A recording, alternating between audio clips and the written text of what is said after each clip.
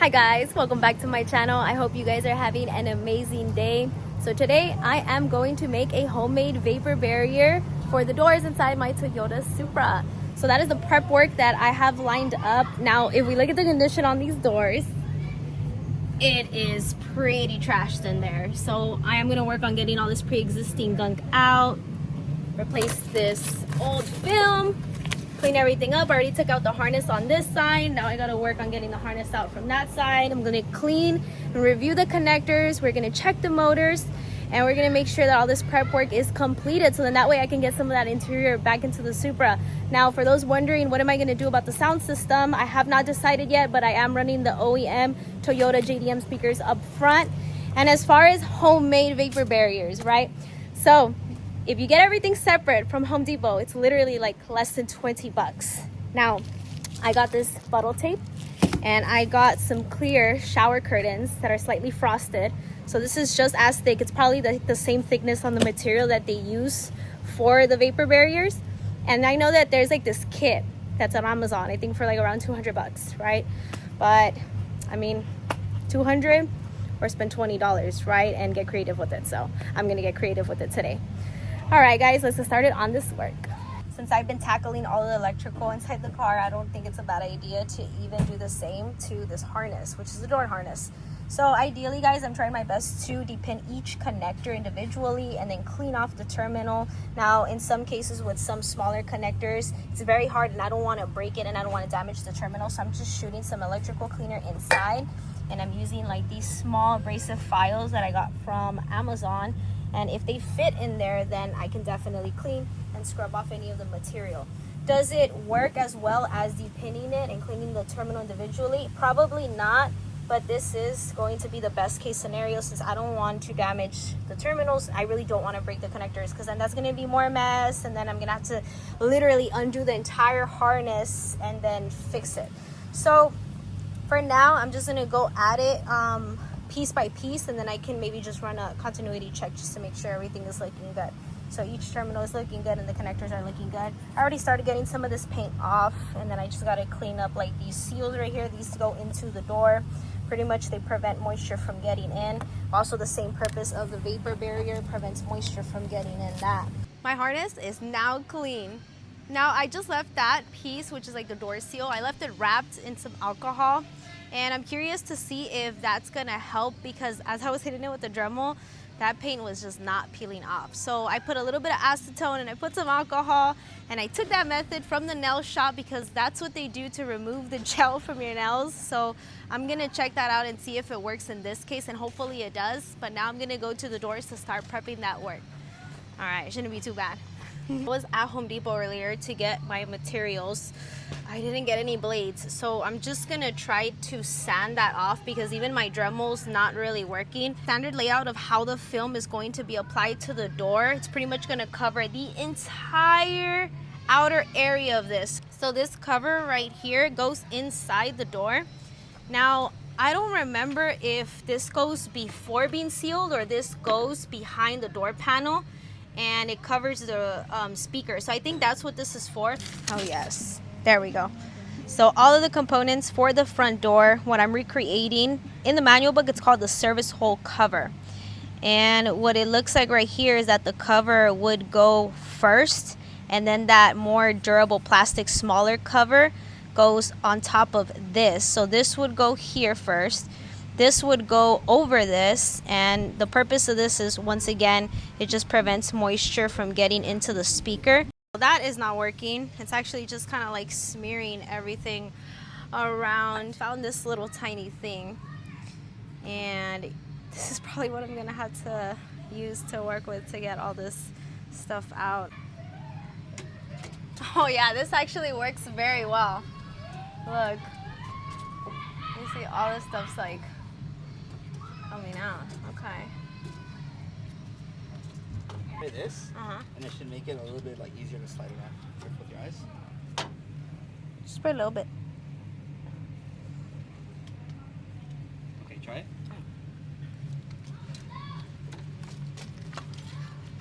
Oh yeah. Oh yeah. Yeah, it does. Melting off. I'm telling you, and then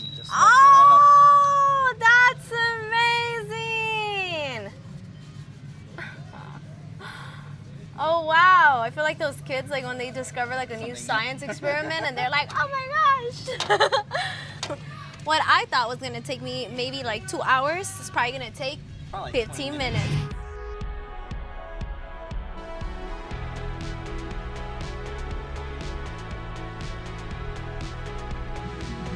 This is how I feel when I get free labor. So I've noticed that this goes around like this plate, right? I have mentioned earlier, but I'm gonna unbolt it just to have a cleaner placement of that film on here. And then same for this, for the door handle, I'm gonna unbolt that right over here and then take that out, which I'm actually missing a screw. I gotta find that somewhere. And then clean up this motor too, because it's actually pretty dirty. I don't want to remove that though, but let's go ahead and check to see if that motor works.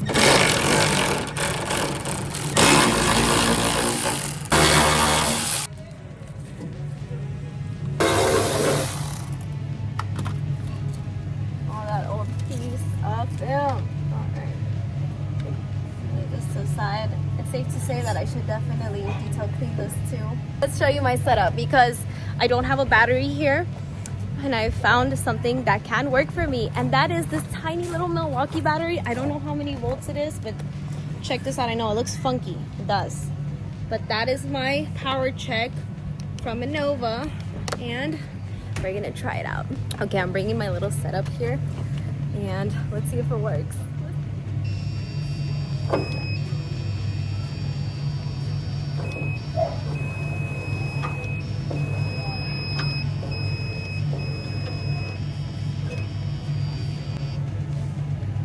That's why having something like this is super useful. Check it out.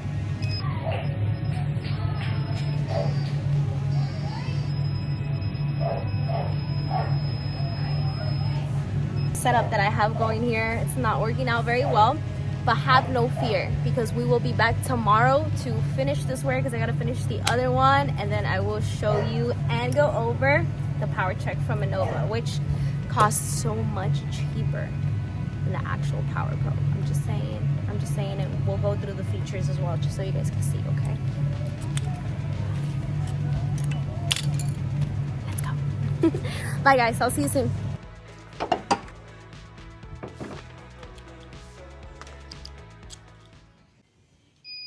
So what is a power check and how is it different from other testers? Well, for starters, it does have a built-in power cord that does extend up to 5 feet. And it does have alligator clips that can hook up to your battery, or you could disconnect it right in the middle, and this can actually hook up to your electronic cigarette lighter port. So that's how you could also power this power check. This is the 5420, which is one of Innova's latest innovations. Another cool thing that stood out to me the most is the positioning of the probe. So it has a straight and then it has an angled position, which is really cool for those hard to reach places. It does have built-in LED lights. When we look at the face of the tester itself, we do have positive and then we do have ground. Another cool thing is that you can control the power output. So we do have 3 different options. We have the 3 volt, we have the 5 volt, and we have the 24 volt, which can come in handy, especially if you're working with smaller components and you don't want to feed too much voltage. So I think that that's pretty cool. Another thing, it does have a built-in speaker. It does come with 2 different probes. We have a 2-inch and a 4-inch. And did I tell you that this has a built-in circuit breaker? So if you do not know what you're doing and you're testing out some components, this will have a protection safety feature. So in case you test the wrong thing, it'll just auto shut off and then it'll restart within like a couple seconds. Well, now that I brought my RDX in and I have a healthy battery to use, I can go ahead and raise the window on my Supra.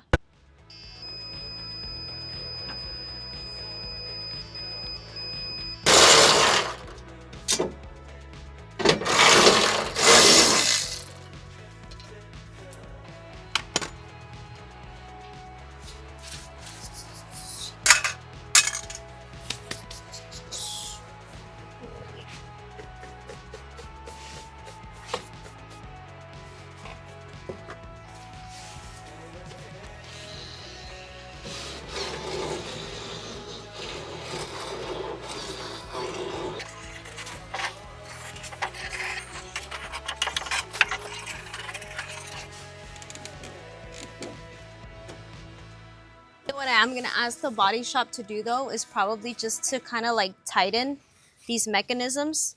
So right now it is on lock, but I am noticing that the door still, you know, it's a little,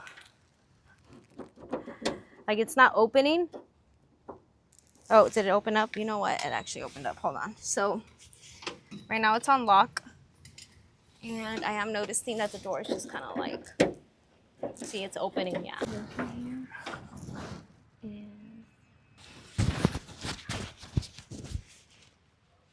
Yeah, this is as clean as it's gonna get. I noticed that there's still a little bit of grease over here and over there, but I mean, that's pretty easy. I could just like wipe that out. On this, that's gonna be a little harder. I tried scrubbing it through with my Ryobi. I love that little tool as well for cleaning small stuff. So that is as good as it's gonna look for now. I do have to clean up the connector, and I noticed that there's this piece just like hanging from here, and it's part of the handle. And I think this is what switches on the light in the door. I think that's what this is. I was reading through the chapter, so I actually have to go back and double check, and then, you know, I have to also see like, how does this even go in there? I think this goes like here. I think this little dowel goes inserted there, which makes sense. And then it would get bolted on here, and then I don't know what goes on that end. I have to double check the manual, but I did notice though, however, that my handle, sometimes when I open it, it just feels a little weird. So I don't know if I have to lubricate that or if, you know, this needs to be adjusted. Okay, so the harness is ready to go back in. It did check out. All the connectors are looking great. The boot, I could have, you know, cleaned it a little bit better. But for the most part, it is still nice. There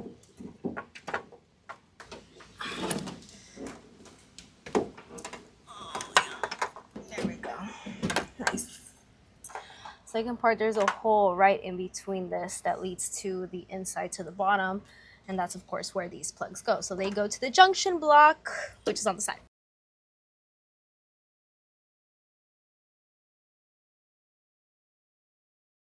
Now I can zip tie the rest of this harness. It goes up above her. This goes through the bottom here. That was for. But this right here is for P8. That's the identification inside the manual book. The door lock control switch.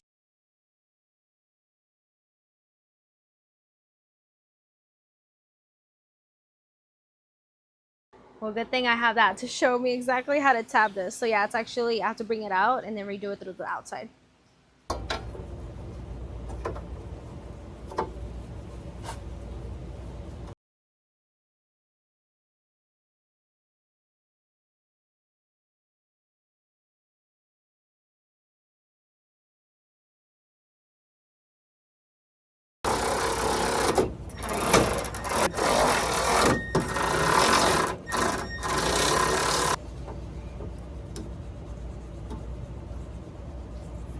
Let me see, move to the side a little bit. Let me see how this is laid out. Bring the door in. Okay, perfect. Thank you. That looks clean. It does. All right, now it's set. Now I can go ahead and start putting that bottle tape on.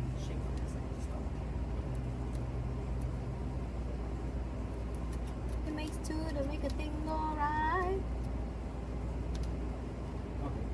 Okay. Do you remember that show with the flames that faces on them? Now I'm gonna heat this up lightly, and I think that should get it tacky enough, so then I'll come and bring the film and we're gonna see how it looks.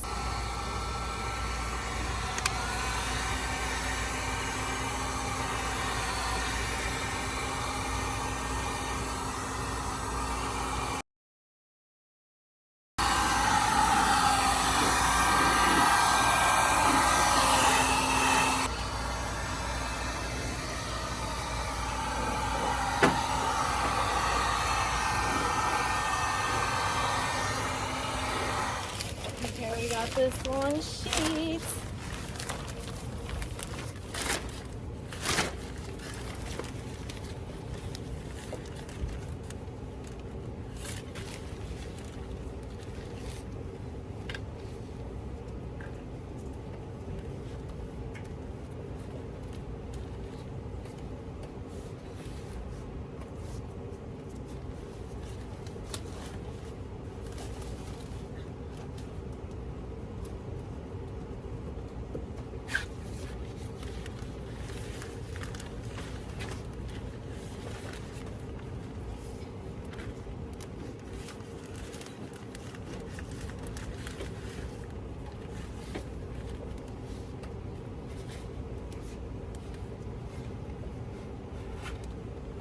help that I heat it up.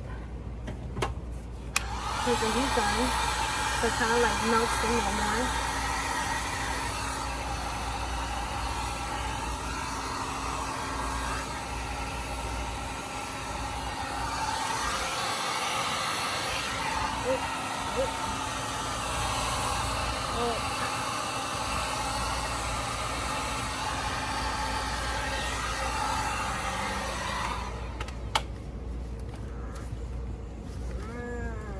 Plasticky.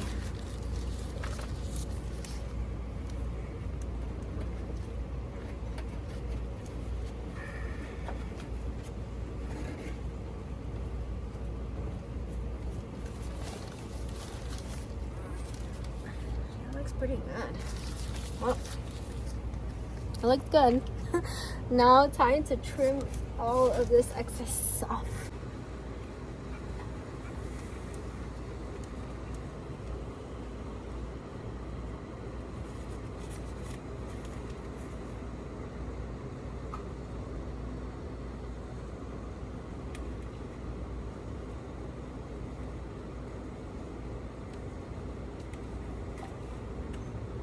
That little weighted pocket.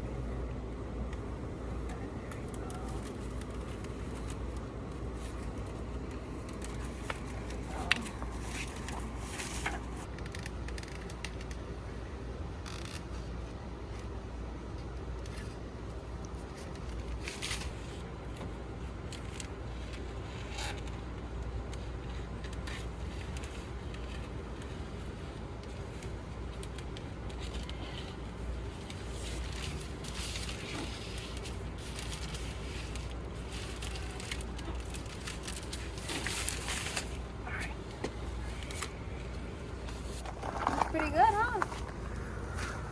I think for something inexpensive, it covers very well. I'm just gonna leave this piece open though, because I gotta figure this out. I think there's a missing component to this, so I gotta see how this is gonna work with that door handle. But also, I think, I don't know yet, pretty sure some little locking mechanism inside, I gotta adjust that. So I'm like, you know what, I'm gonna keep this open and I'm gonna get the input from the body shop to see like what they think about that.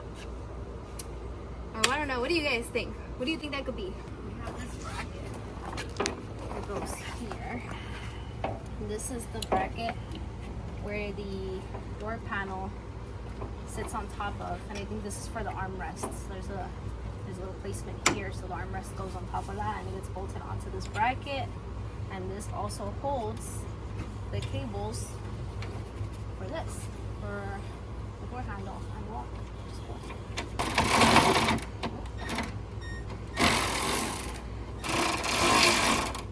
This door handle goes right here.